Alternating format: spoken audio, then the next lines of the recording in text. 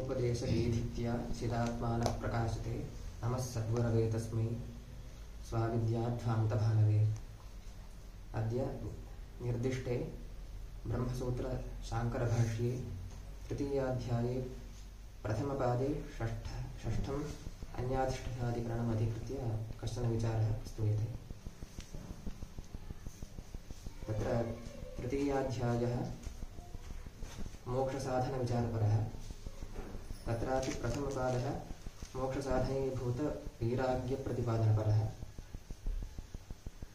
तत्र पञ्चाग्निविद्यामाश्रित्य जीवस्य संसारगतिः उक्ता, येन वैराग्यं प्रतिपादितं भवति।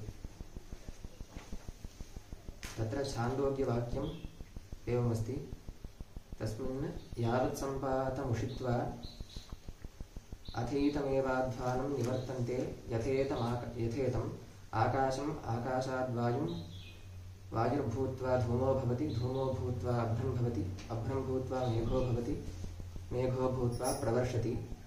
त इह व्रीह्यवा ओषधिवनस्पते स्थिलमाशा इति जायन्ते अतो वै खलु दुर्निष्प्रपतरं यो यो ह्यन्नमुत्ति यो रेतस्सिञ्चति तद्भूय एव भवति इति। तत्र इष्टादिकारिणां जीवानां चन्द्रलोकादिप्राप्त्यनन्तरं तत्र सुखादिभोगानन्तरं पुनः प्रत्यवरोहः भवति। सः केन क्रमेण भवति इति अनेन भागेन उक्तमस्ति। तत्र इष्टं नाम अग्निहोत्रादिकं वैदिकं कर्म, पूर्तम् आदिपदेन पूर्तमपि ग्राह्यं, पूर्तं वापि कूपतडागादिनिर्माणम्। एवञ्च ईदृशपुण्यकृतां जीवानां चन्द्रलोकादिप्राप्तिः भवति सुखभोगाय इति। तत्र सुखभोगानन्तरं प्रत्यवरोहः श्रुतः। तत्र आकाशः, आकाशाद् वायुर्भूत्वा धूमः इत्येवं क्रमेण प्रवर्षणान्तं विचारः पूर्वेषु अधिकरणेषु कृतः। तत्र आकाशादिसाम्यमेव जीवस्य भवति, न तु आकाशादिरूपेण जन्म इत्युक्तमस्ति। प्रकृताधिकरणे त इह व्रीह्यवा ओषधिवनस्पते स्थिलमाशा इति जायन्ते इति वाक्यं विषयीकृत्य चिन्ता कृता। किम् अत्रापि पूर्वाधिकरणवत् व्रीह्यादिभावेन जीवस्य व्रीह्यादिसाम्यमेव भवति वा, अथवा स्थावरजात्यापन्नाः एव जीवाः तदीय सुखदुःखादिफलभाजः भवन्ति वा इति। अयमेव अत्र अधिकरणे संशयः। अत्र शङ्का भवति, पूर्वमेव आकाशादिविषये आकाशादिषु वर्षान्तेषु स्थलेषु साम्यमेव भवति, न तु मुख्यं जन्म इति उक्तमेव। तद्वदेव अत्रापि व्रीह्यादिभावेष्वपि साम्यमेव इति स्वीक्रियतां, कुतः संशयः एव इति चेत् अत्र पूर्वाधिकरणेन सङ्गतिः एवमस्ति। यद्यपि प्रत्यवरोहेष्वेव आकाशादिभावः उक्तः, व्रीह्यादिभावोऽप्युक्तः, तथापि अतो वै खलु दुर्निष्प्रपतरम् इति व्रीह्यादिभावविषये कश्चन विशेषः श्रुतः। तस्य कः अर्थः इति चेत् दुर्निष्प्रपतरम् इत्यत्र एकः तकारः छान्दसः लुप्तः, दुर्निष्प्रपततरम् इति भवेत्। तस्य अर्थः दुर्निष्क्रमणतरम् इति।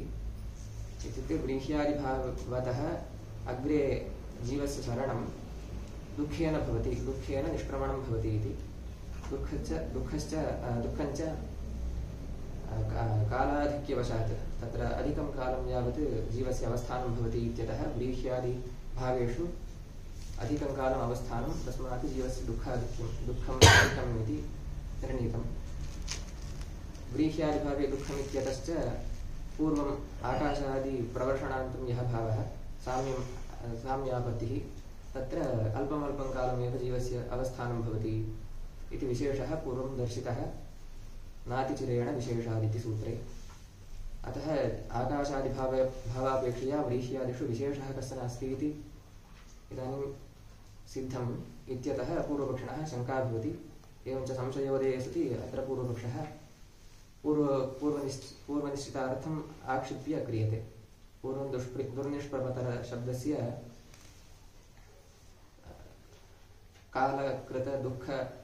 कालाधिक्यकृतदुःखपरत्वं व्याख्यातं लक्षणया तदाक्षिप्य अत्र पूर्वपक्षः कृतः।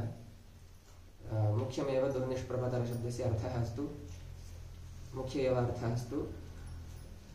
तथा च दुःखेन निष्क्रमणम् इत्यस्य व्रीह्यादिभावेषु जीवाः दुःखम् अनुभूय ततः निष्क्रामन्ति इति स्वीक्रियतामिति। अतश्च पूर्वपक्षे तैः व्रीह्ये वा औषधिवनस्पते स्थिरमाशा इति जायन्ते इति जनिश्रुतेः मुख्यत्वम् उपपद्यते। आकाशादिषु तु साम्यमेव, किन्तु व्रीह्यादिषु स्थावरजात्यापन्नाः एव जीवाः भवन्ति इति पूर्वपक्षिणाम् आशयः। अत्र शङ्का भवति, प्रकृते चिन्ता तु इष्टादिकारिणां विषये एव, अतः इष्टादिकारिणां इष्टादिकार्य अनुष्ठानं यत् तस्य फलविषये एव चिन्ता, तस्य फलभोगविषये एव चिन्ता।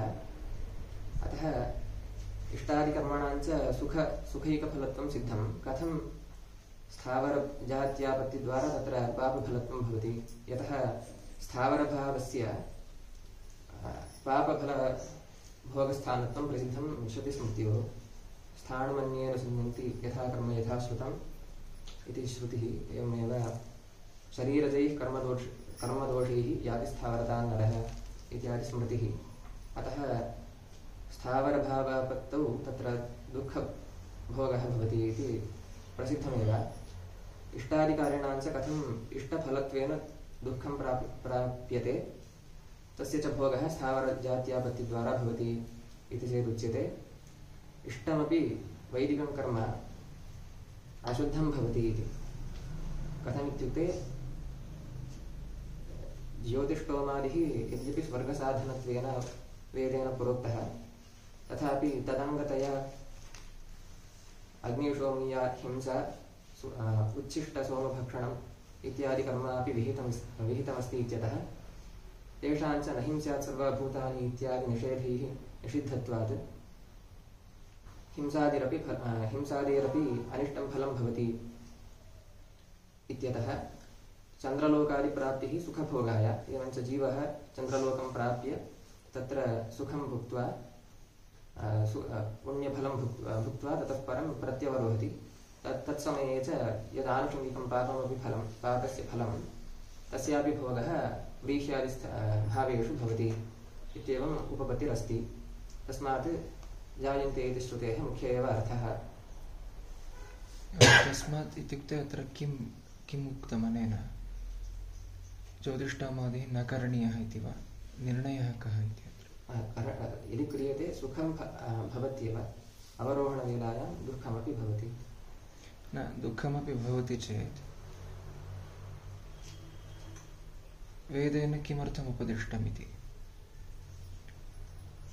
वेदेन तादृशं कर्म एव खलु उपदेष्टव्यम्। इदानीं दुःखं भवति चेदपि अनन्तरं सुखं प्राप्यते इति। अनन्तरमपि दुःखमेव चेत् किमर्थं तत् कर्तव्यत्वेन विहितमिति? सुखस्य आधिक्यं स्यात्। चन्द्रलोकादौ यत् सुखं भुज्यते तत् सुखम् अधिकमेव एतदपेक्षया। तर्हि अवश्यकर्तव्यत्वं नास्ति ज्योतिष्टोमादि। काम्यं कर्म यदि सुखं कामयति तर्हि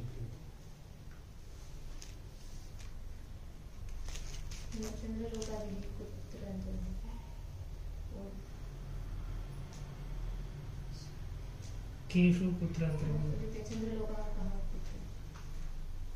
चतुर्दशलोकाः उच्यन्ते खलु, तेषु कुत्र अन्तर्भवति चन्द्रलोकः इति? चन्द्रलोकः इति उल्लेखः नास्ति खलु इति।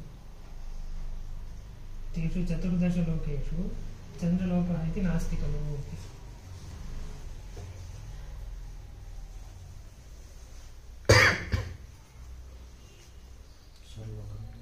वेदान्तिनः कथयन्तु।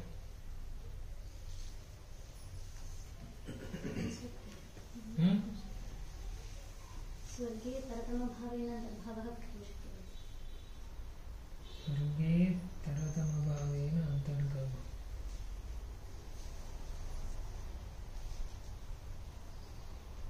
चन्द्रलोकशब्दस्य तत्र कः अर्थः वर्णितः?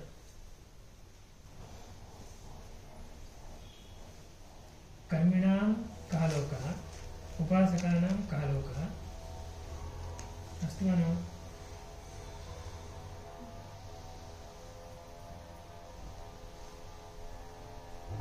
पितृलोकः चन्द्रलोकः इति।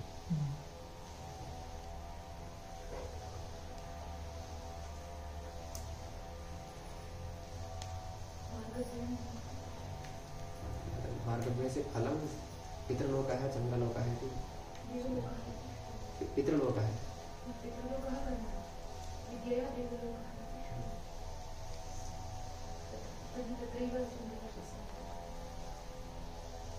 पितृलोकः देवलोकः इत्यस्ति तस्यैव कदाचित् शब्दान्तरेण उपदेशः क्रियते तदपि अस्ति पुनश्च बहवः लोकाः श्रूयन्ते तत्र तत्र अतः तेषाम् एतेष्वेव 14 लोकेषु क्वचित् क्वचित् अन्तर्भावः कर्तव्यः अस्ति।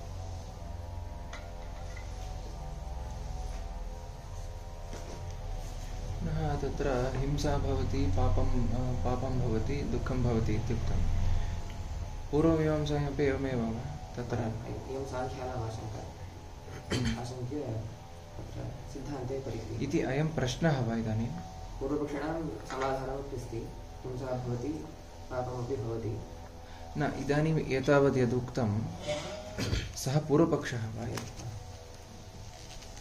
तत्र एवमपि आशङ्का क्रियते कथं स्यात् सर्वभूतानि इति निषेधः सामान्यनिषेधः तस्य विशेषेण बाधः अस्तु अग्निशौम्यं पशुमालभेत इत्यादि वाक्यैः बाधः अस्तु इति आशङ्का क्रियते किन्तु बाध्यबाधकभावः सामान्यविशेषशास्त्रत्वेनैव न भवति किन्तु विरोधे सति तदा भवति प्रकृते च विरोधः नास्ति इत्युच्यते कथमित्युक्ते न हिंस्यात् सर्वभूतानि इत्यनेन पुरुषार्थहिंसायाः एव निषेधः अग्निशौम्यं पशुमालभेत इत्यत्र च हिंसायाः कृत्वर्थत्वम् अवगम्यते अतः एवं वाक्यार्थः अवगन्तुं शक्यते हिंसायाः पुरुषार्थं या हिंसा तत्रापि पुरुषार्थः एव खलु हिंसा कृत्वर्थः इति न क्रियते चेत् क्रतुवैगुण्यं पुरुषस्य किमपि इष्टं न क्रतुः किमर्थं क्रियते परमार्थतः अस्ति किन्तु हिंसार्थः इति अङ्गानां इदानीं प्रयाजादीनां पुरुषार्थत्वं कथमपि वारयितुं न शक्यते प्रयाजादीनां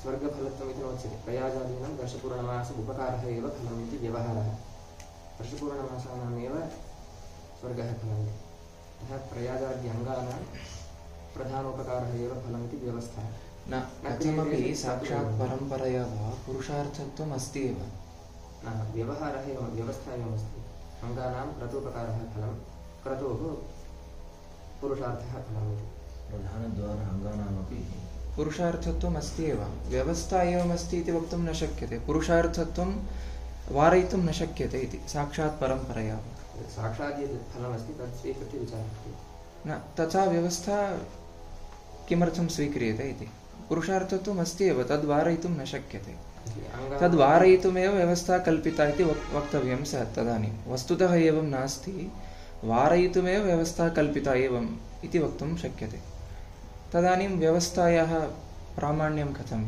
इति अङ्गानामेव स्वर्गादिफलं स्यात् अङ्गादीनामेव स्वर्गादिफलं स्यात् अङ्गमात्रम् अनुतिष्ठेत् साक्षात् तर्हि क्रतु उपकारः फलम् इति सः अङ्गानां क्रतूपकारः फलं क्रतूपकारद्वारा क्रतुः फलं साधयति इति जातम्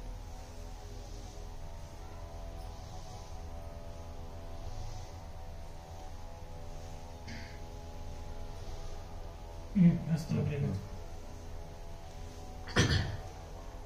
अतः हिंसापि भवति अतः इष्टादिकारिणामपि पापमस्ति तस्मात् पापफलभोगाय स्थावरजात्यापत्तिः मुख्यैव वक्तुं शक्यते अतः दुर्निष्प्रपतशब्दस्य लक्ष्यार्थः लक्षणशब्दे लक्षणः न स्वीकर्तव्यः किन्तु मुख्य एव अर्थः स्वीकर्तुं शक्यते इति पूर्वपक्षः एवं प्राप्ते सिद्धान्त्यते अन्याधिष्ठितेषु पूर्ववदभिलापात् इति अन्याधिष्ठितेषु इत्युक्ते क्षेत्रज्ञान्तराधिष्ठितेषु व्रीह्यादिशरीरेषु जीवस्य इष्टादिकर्मिणाम् अनुशयिनां संश्लेषमात्रं भवति संसर्गमात्रं भवति कुतः इत्युक्ते पूर्ववद् अभिलापात् पूर्ववत् इत्युक्ते आकाशादिषु वर्षान्तेषु स्थलेषु यथा तत्तत् साम्यभावाप्तिः उक्ता तथैव इहापि जायन्ते इति श्रुतेः गौण्या अभिलापात् इति सूत्रार्थः।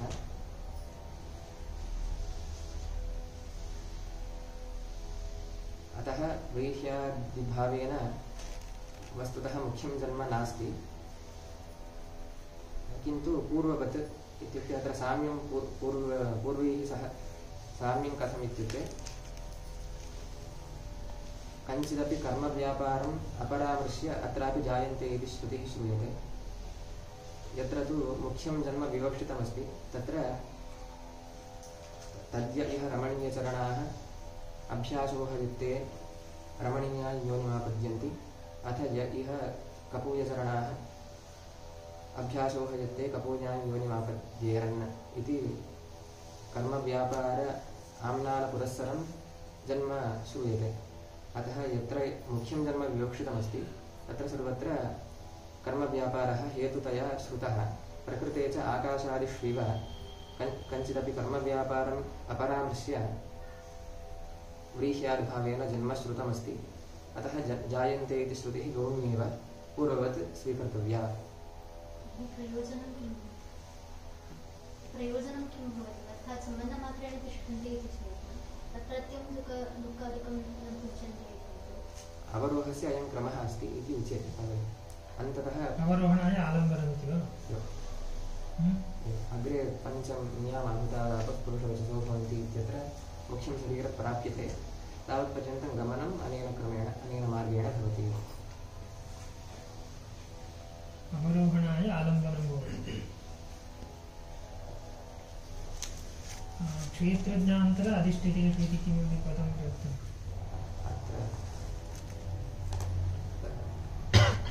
वस्तुतः पापं कर्म ये कुर्वन्ति तेषां स्थावरभावेन मुख्यमेव जन्म अस्ति, यथा श्वादिजन्म अथ कपूयचरणाः इत्यादि श्रुतिबलात्। तत्र वस्तुतः पापमेव येषां फलं, पापमेव कर्म येषां तत्फलभोगाय स्थावरादिभावेन जन्म भवति। तदधिष्ठितेषु व्रीह्यादिशरीरेषु एतेषाम् इष्टादिकारिणाम् अनुशयिनां संसर्गमात्रं भवति अवरोहः। तर्हि तेषाम् अवरोहः कथम्? एकस्मिन्नेव शरीरे तेषाम् न तदपि अस्ति। अवरोहः तेषां कथं भवति? व्रीह्यादिशरीरभावं ये प्राप्नुवन्ति पापकर्मणः तेषामपि अवरोहस्तु अस्ति वा न वा? आरोहः नास्ति, प्रवासः स्वीकर्तव्यः। तत्र आपत्तिः कृता एतेषां येषाम् अनुशयिनां मुख्यं जन्म नाङ्गीक्रियते तेषाम् इतः प्रवसनं स्यात् इत्यापत्तिः कृता। तेन तेषां पापकर्मकृतां प्रवसनमिष्टम् इति। तदेव तेषामपि अवरोहस्तु अस्ति खलु, लोकान्तरात् तत्र अवरोहः अस्ति। तदानीम् अवरोहः कथं भवति? तत्रापि किञ्चित् अन्यदालम्बनम् अङ्गीक्रियते वा? इदं तु व्रीह्यादिजन्म मुख्यमेव फलं पापकर्मणः स्थानमन्येन जन्यते इत्यादि श्रुतिः। मुख्यं जन्म इत्युक्ते आलम्बनम् इति अन्यत् किमपि नापेक्षितमिति वा? अपेक्षितं।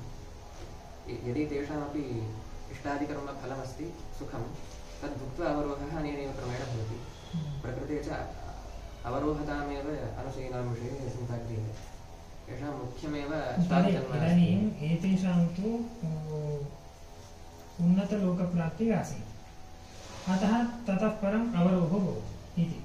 तेषां का स्थितिरासीत्? तेषां व्रीह्यादिभावः मुख्यः अस्ति इति उच्यते। कपूयचरणाः इति तेषां। अतः तेषाम् आरोहो वा अवरोहो वा? यथा एतेषां अवरोहः अपि नास्ति, किन्तु तेषां कर्मफलम् आश्रित्य ते तज्जन्म प्राप्तवन्तः इत्युक्ते झटित्येव प्राप्नोति वा? एतत् शरीरं परित्यज्य झटित्येव नूतनं शरीरं प्राप्नोति वा? तदेव मध्ये कश्चन अस्ति, उपरि वा अधः वा? सत्यं वा?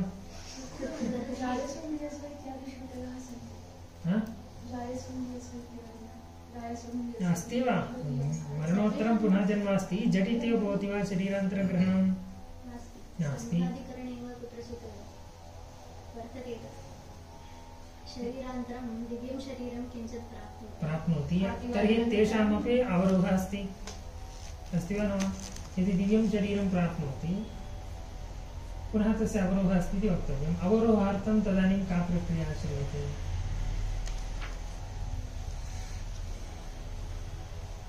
यावत् कर्मणः कृतस्य कर्मणः फलं यत्र यस्मिन् शरीरे भोक्तुं शक्यते तच्छरीरप्राप्तिः न भवति तावत्पर्यन्तं संश्लेषमात्रम् अङ्गीक्रियते इति मार्गे यत्रापि इति न्यायः।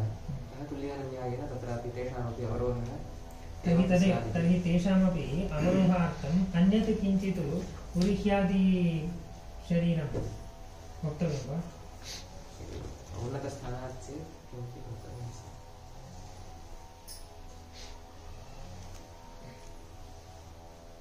उरीह्यादि इत्येव किमर्थं स्वीकृतं? तत्र किमपि कारणमस्ति? अन्नद्वारा अग्रे पुरुषप्रवेशः इष्टः। तत्र पञ्च आहुतयः सोमादारभ्य वृष्टिः, ततः परम् अन्नं, ततः परं पुरुषः, ततः परं योषितः इत्येवं क्रमेण आहुतयः उक्ताः। अग्रे योषिति प्रवेशे सति मुख्यं जन्म भवति इति वक्तव्यमस्ति। तस्मात् अत्र अन्नम् इति विवक्षार्थं वैश्यादिभावः इत्युक्तम्।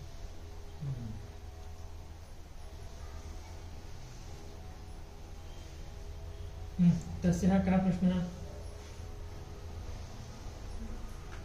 किमपि पृष्टम्? इदानीं सम्बन्धः इति स्वीक्रियते अन्यशरीरेषु एतेषां सम्बन्धः इति स्वीक्रियते चेत् एकस्मिन् शरीरे जीवद्वयाङ्गीकारो भवति। अधिष्ठातृत्वेन न उच्यते, संसर्गमात्रमेव। अस्य शरीरम् इति व्यवहारः नास्ति। एकः अधिष्ठाता, अन्यः तत्सम्बद्धः सम्बन्धः इत्युक्ते व्रीह्यादिषु ताड्यमानेषु भक्ष्यमाणेषु च प्रवसनं तु वस्तुतः यः अधिष्ठाता जीवः तस्यैव भवति। अस्य प्रवसनं न भवति। प्रवसनं न भवति व्रीहिषु ताड्यमानेषु इति उक्तमस्ति। इदानीं सः तत्र सम्बद्धः इत्युक्तं, किन्तु तत्र जायमानानां सुखादीनां सम्बन्धो नास्ति तस्य इत्युक्तम्। एतत् कथं सम्भवति? तादृशं जन्म किमर्थं? भोगार्थं खलु आगतः। नानुशयिनः भोगः जातः, इष्टादिकर्मविषयकः भोगः जातः।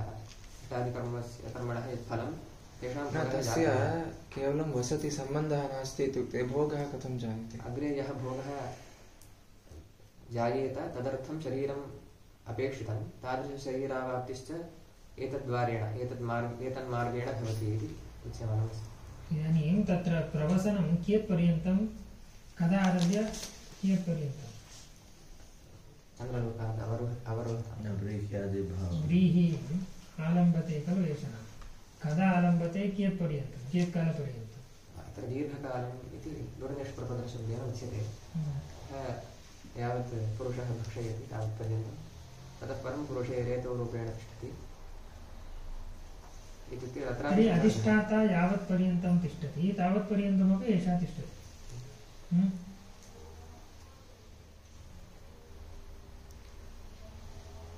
प्रवेशः कदा भवति? नाम आलम्बनं कदा आलम्बते एषः? यदा व्रीहिः निष्पन्ना तदानीं तत्र अधिष्ठाता प्रविशति इति वक्तव्यम्। एषः अपि तदानीं प्रविशति वा, आलम्बते वा? तथैव प्रवर्तते। वर्षधारानन्तरं भूमिप्राप्तिः यदा तदानीम् औषधवनस्पतयः उत्पद्यन्ते, तत्रैव प्रवेशः इति श्रुत्या प्रतीयते। प्रवेशः विलम्बेन, निर्गमनं समानकाले। तथापि तत्र अस्ति इत्युक्ते सुखदुःखादिकं न अनुभवति इति वक्तुं कथं शक्यते?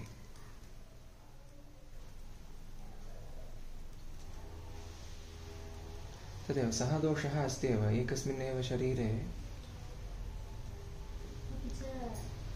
तद्देहस्य अधिष्ठाता यावत्पर्यन्तं तिष्ठति तावत्पर्यन्तम् अस्य आलम्बनं न भवति इति दोषः।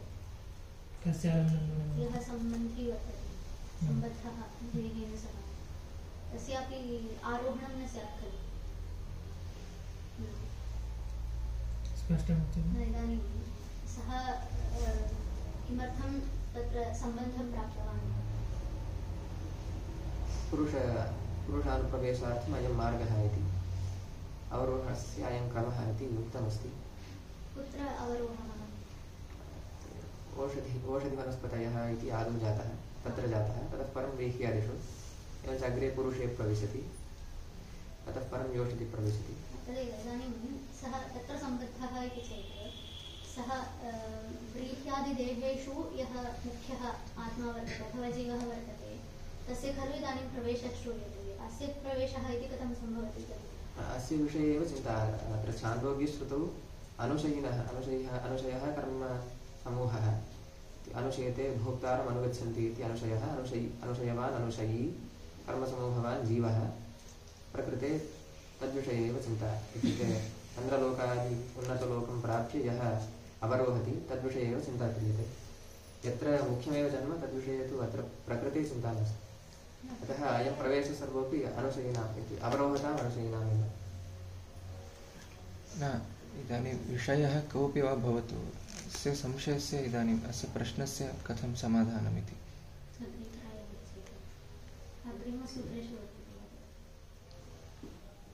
द्वयोः भोगः कथं न इति एवं तदेव प्रवेशः भवति खलु, सम्बद्धस्य कथं प्रवेशः? पूर्वपक्षिणां स एव आशयः आसीत्।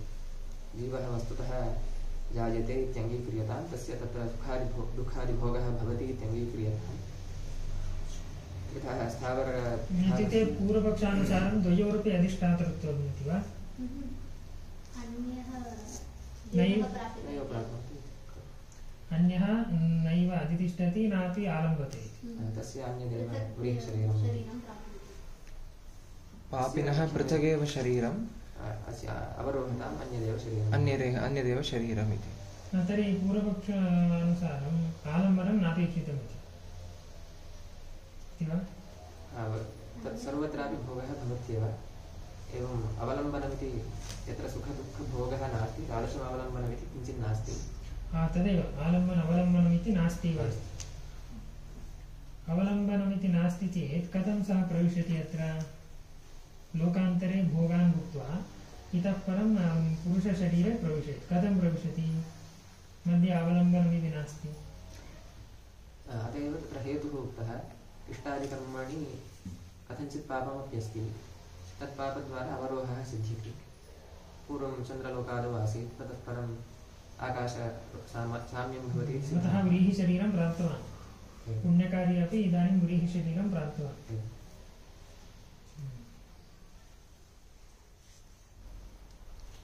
सिद्धान्तानुसारं तत् पापस्य फलं कदा कुत्र?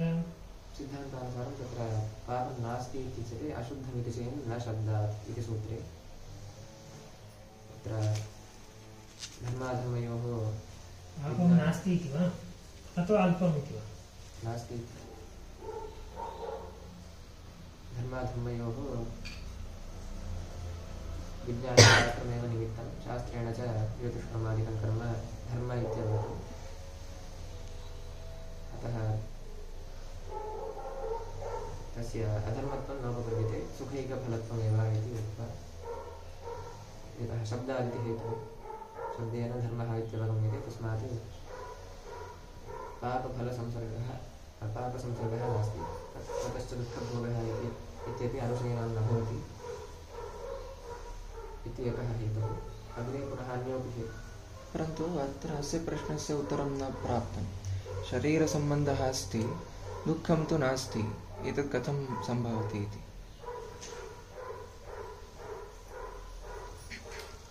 तदेव मार्गत्वेन अवलम्बते सः। तत्र किमपि उदाहरणं लोके अस्ति वा? इदानीं याने अपेक्षया अन्यः कश्चन जीवः शरीरमाश्रित्य भवति इत्यत्र कश्चन सन्यासी अथवा साधुः दुर्जनानां दुर्जनानां यः प्रदेशः वसतिः यत्र अस्ति तत्र यः मार्गः तन्मार्गेण अन्यं प्रदेशं गच्छति। तत्र तस्य संसर्गः भवति, तद्देशसंसर्गः। किन्तु वस्तुतः तत्र दुःखभोगः तेषां दुर्जनानामेव भवति। एषः वस्तुतः प्राप्य यत् स्थानं तत् स्थानं तन्मार्गेण वृजनानां या वसतिः तन्मार्गेण प्राप्नोति किन्तु अस्य भोगः इत्यादिकं नास्ति संसर्गमात्रमेव परन्तु तदानीं किञ्चित् क्षणमेव तिष्ठति चेत् तदानीं भोगः नास्ति इति वक्तुं शक्यते परन्तु उक्तं खलु दीर्घकालं यावत् तिष्ठति तत्रैव इति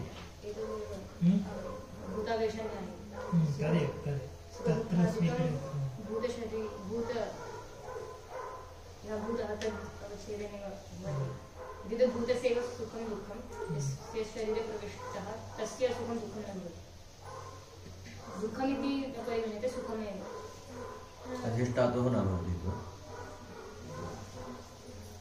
इत्युक्ते यस्य जीवस्य शरीरे सः प्रविष्टः तस्य सुखं न भवति अपि तु भूतस्यैव द्वयोः नास्ति इति एकस्य अधिष्ठातुः सुखादिकं नास्ति तस्य अस्ति दुःखादिकमस्ति भूतस्यैव न द्वयोः नास्ति इत्यत्र तदुदाहरणं तर्हि तत्र अभिमानः नास्ति इति वक्तव्यम् अत्र तु अधिष्ठात्रैव सुखदुःखादिकं तद्भवतु तत्र द्वयोः अपि नास्ति इत्यत्र तदुदाहरणं स्वीकर्तुं शक्यते भाष्ये किञ्चित् प्रदर्शितं यदि सः देहेन सह सम्बद्धः चेत् तत्र यदि पीडा जायते तर्हि सः तद्देहं त्यक्त्वा अन्यत्र गच्छति तर्हि तस्य आरोहणक्रमः यः उक्तः सः न समन्वयते पीड्यमानेषु सः प्रवसेत् इत्यापद्यते तत्र किमुत्तरं प्रवसेत् इत्युक्ते वस्तुतः पुरुषमेव प्रवसेत् इति नास्ति तत्र पुरुषे एव प्रवेशः स्यात् इति नियमः नास्ति किन्तु अवरोहक्रमः सः इष्टः ताडने सति यथा मृतदेहात् जीवः अन्यत्र गच्छति तथैव व्रीह्यादिशरीरादपि अन्यत्र प्रवसेत् तर्हि एतद् उपलक्षणं येन केनचित् प्रकारेण सः पुरुषशरीरं प्राप्नुयात् तावदेव संसृष्टस्य जीवस्य प्रवसनं नेष्टम् अन्येन मार्गेण प्रकृते पुरुषानुप्रवेशद्वारैव तत्र ततः परं योषिति प्रवेशः इति क्रमः इष्टः संसर्गमात्रम् स्थूलशरीराभावादेव भोगः नास्ति इति वक्तुं शक्यते सूक्ष्मशरीरमात्रेण भोगः कुत्र सूक्ष्मशरीरे सत्यपि सूक्ष्माः भोगाः तु भवन्ति स्थूलशरीरसत्त्वे सूक्ष्मभोगाः सूक्ष्मशरीरेण भवन्ति वासनाजन्याः केचन भवन्ति अतः किं सूक्ष्मशरीरेपि भोगः भवति मुख्यः भोगः न भवति इति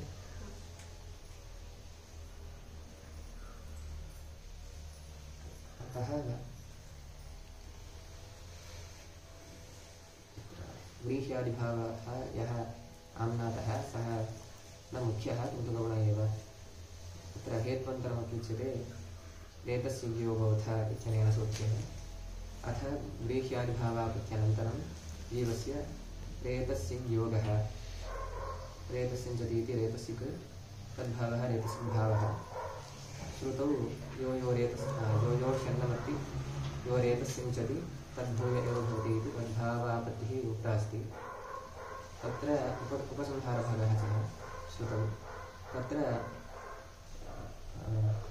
अन्नं यः भुनक्ति तस्य पुरुषस्य आदौ शिरजातस्य भागस्य रेतस्य कर्तृत्वं नोपपद्यते प्रौढयौवनस्यैव तत्कर्तृत्वात् अतः बालसंसृष्टस्य जीवस्य रेतस्य भावाम्नानं तस्य गौणत्वेव उपपद्यते इति वक्तव्यं रेतसिक् भवति इत्यस्य रेतस्य योगः भवति इति अर्थः स्वीकर्तव्यः एवम् उपसंहारे एवं रीत्या अर्थः स्वीक्रियते चेत् उपक्रमेपि तादृशः एव अर्थः स्वीकर्तव्यः उपक्रम उपसंहारयोः अन्यथा विरोधात् अतः तन्यायेनापि अत्र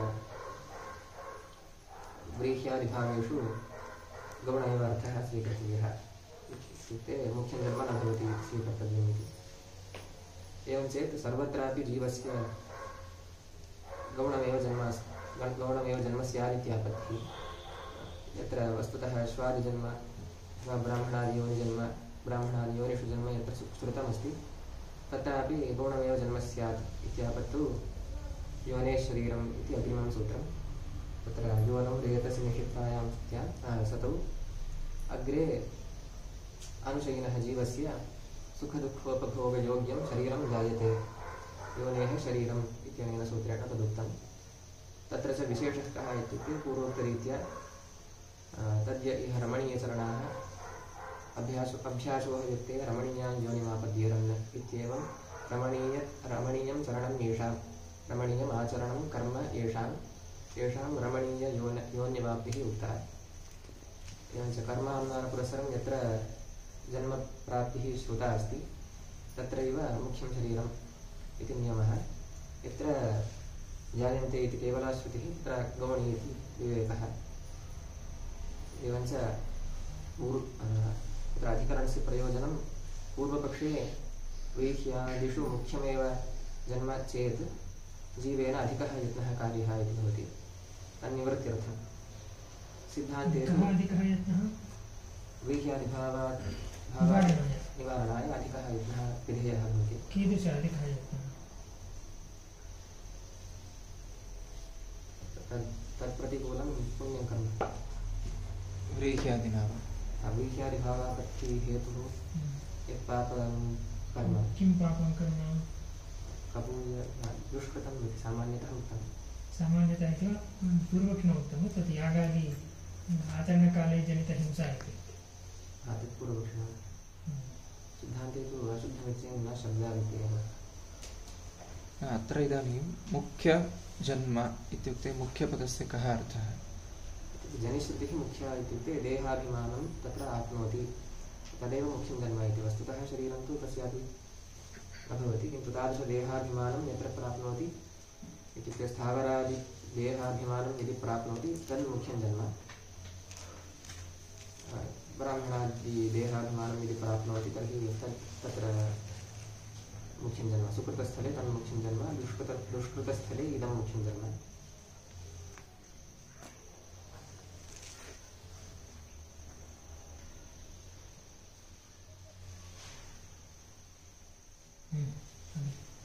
श्वानादिजन्म दुष्कृतस्य मुख्यं जन्म।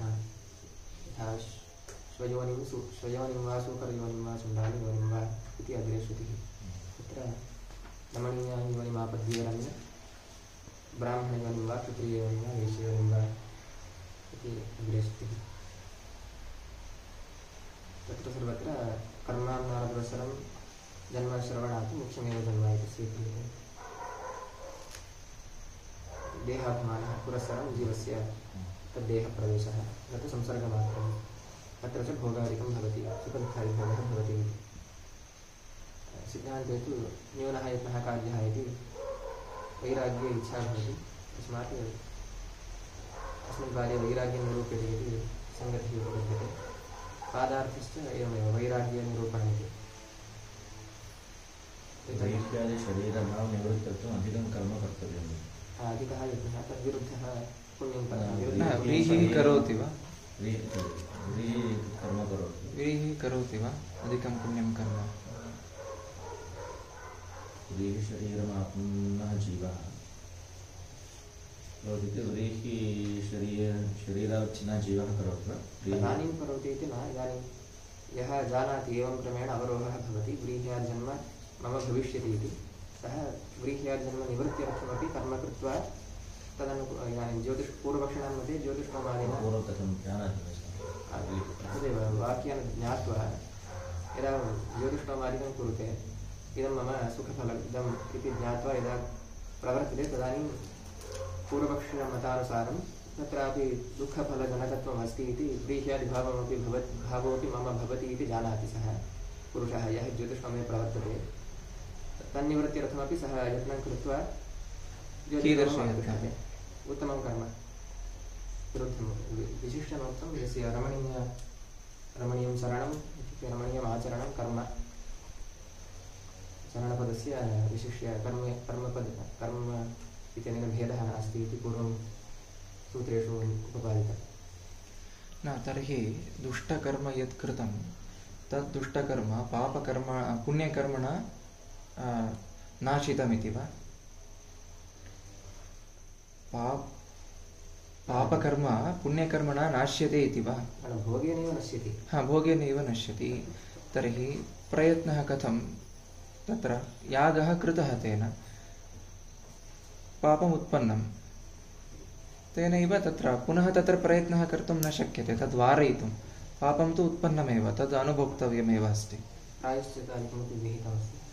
तर्हि प्रायश्चित्तं किमिति वक्तव्यं? ज्योतिष्टोमस्य प्रायश्चित्तं किमिति वक्तव्यं? पूर्वपक्षे वक्तव्यं भवति, तत्सर्वं सिद्धान्ते नास्ति इति आगतम्। सा समस्या मास्तु इत्यतः एव तत् पापं न इति निर्णीतं वा? तर्हि शब्दादित्युक्तं धर्माधर्मयोः अतीन्द्रियत्वात् तत्र शास्त्रमेव निमित्तं, धर्माधर्मयोः विज्ञाने शास्त्रमेव निमित्तं, शास्त्राच्च ज्योतिष्टोमादिर्धर्मो भवतः इत्युक्तमस्ति भाष्ये। अग्रेपि यः धर्मः यस्मिन् देशे काले च अनुष्ठीयते अनुष्ठीयमाने सति धर्मो भवति, स एव देशकाल आदिनिमित्तान्तरे सति अधर्मः भवितुमर्हति। अतः कृत्वगते अनुष्ठाने दोषः न भवति, हिंसा इति।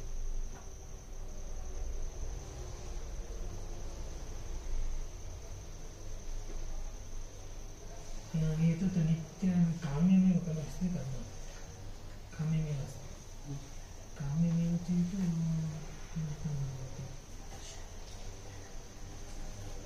पुनः स एव प्रश्नः, तस्य पुरुषार्थत्वम् अस्ति एव, तत्र कर्तृर्थत्वम् इति साक्षात् अन्ततो गत्वा पुरुषार्थत्वम् अस्ति एव, अतः पापं न भवति इति कथमुच्यते? मीमांसायां पक्षत्रयम् उक्तं, तत्र तु एकः पक्षः उक्तः। तत्र श्रीयनादिस्थले भाव्यत्वेन हिंसा प्रविष्टा, तत्र निषेधस्य प्रवेशः अनुप्रवेशः भवति, निषेधस्य तत्रापि व्याप्तिरस्ति इति एकः पक्षः। इतोपि करणांशेपि व्याप्तिरस्ति इति एकः पक्षः। इति कर्तव्यतास्थले नास्ति, किन्तु करणभूतायां क्रियायां यत्र हिंसा प्रविष्टा अस्ति तत्र निषेधस्य प्रसक्तिरस्ति इति शेनस्य अधर्मत्वमपि केचन अङ्गीकुर्वन्ति। किन्तु यत्र सर्वथा इति कर्तव्यतांशे एव हिंसा प्रविष्टा, यथा ज्योतिष्टोमादिस्थले, तत्र कथमपि निषेधस्य अनुप्रवेशः नास्ति इत्येव। कस्य निषेधस्य? अहिंसा सर्वभूतानि इति निषेधस्य नास्ति। नास्ति इत्यत्र कः हेतुः इति? तत्र कल्पतरु व्याख्याने अयम् अंशः उक्तः। निषेध्यस्य यदर्थत्वं तदर्थ एव निषेधः इति। निषेधो भवति इदानीं पुनः तत्रैव प्रगच्छति, पुरुषार्थत्वम् अस्य नास्ति इति, साक्षात् पुरुषार्थत्वं नास्ति इत्यत्रैव पर्यवसानं भवति। तदतिरिच्य कोऽपि हेतुः अस्ति वा इति? सः हेतुः स एव तत्र पुरुषस्य अभिप्रायः इत्युक्ते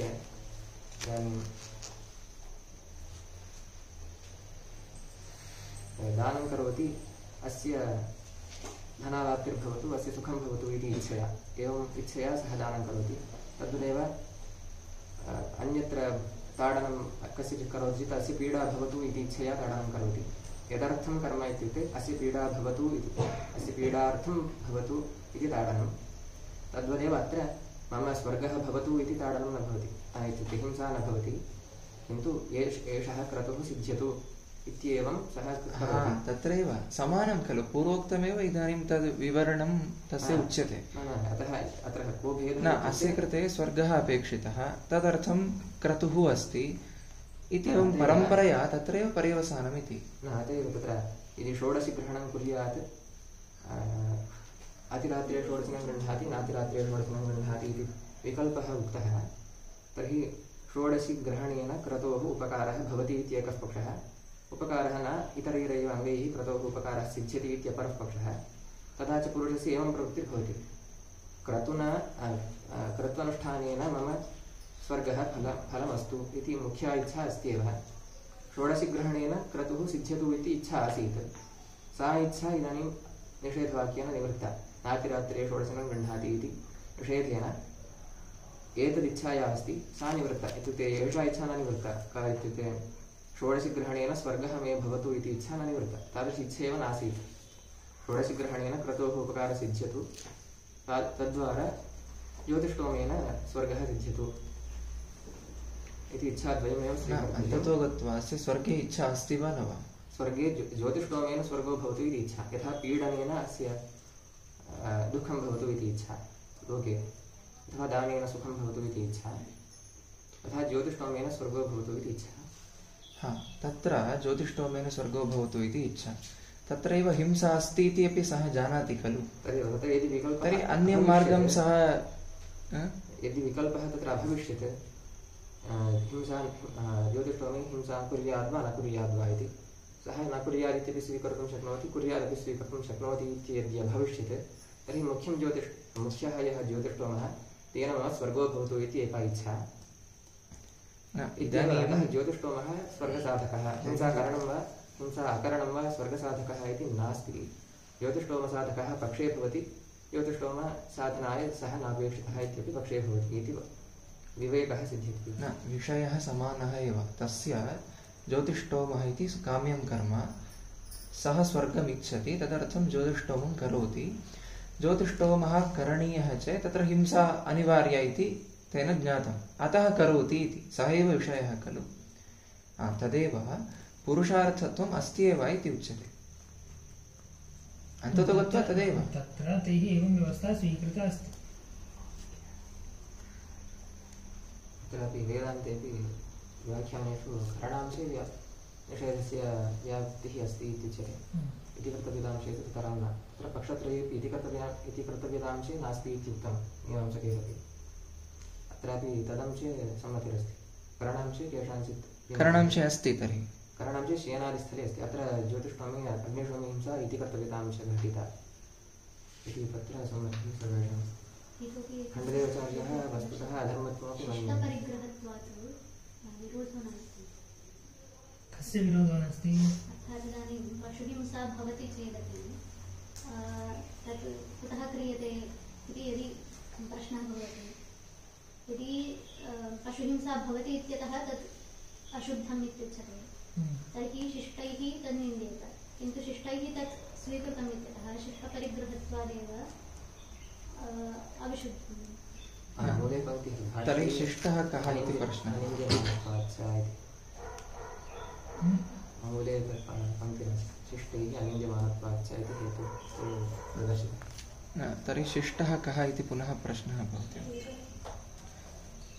नित्यमेव कर्म कर्तुं शक्नोति खलु, काम्यं कर्म किमर्थं करोति सः? स्वर्गमिच्छामि तत् करोमि इच्छति चेत् सर्वं प्रवृत्तिमार्गे खलु, प्रवृत्तिमार्गे उच्यते इदं सर्वं। तदानीं व्यवस्था न सिद्ध्यति इति। यस्य कृते यः शिष्टः तदाचारम् अनुसृत्य केचन तत्र प्रवर्तन्ते, अन्ये इदं सर्वं प्रवृत्तिमार्गे उच्यते।